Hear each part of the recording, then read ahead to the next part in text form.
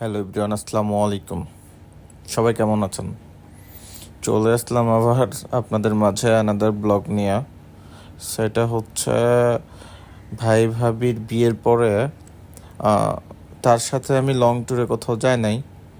So এবার ভাবলাম সুযোগটা হাতছাড়া করা যাবে না। তো সেক্ষেত্রে আমাদের প্ল্যান ছিল আহ, অনেক কিছুই।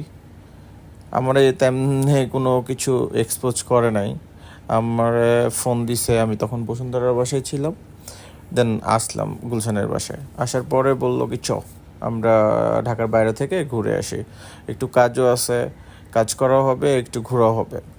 তো আমি তো বরাবরের মতোই ঘুরতে খুব পছন্দ করি।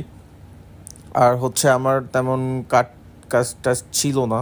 আমি তো অ্যাডভোকেট মানুষ, তো কাজ নাই। সো ভাবলাম কি তাহলে যাওয়াই যায়। পরে হচ্ছে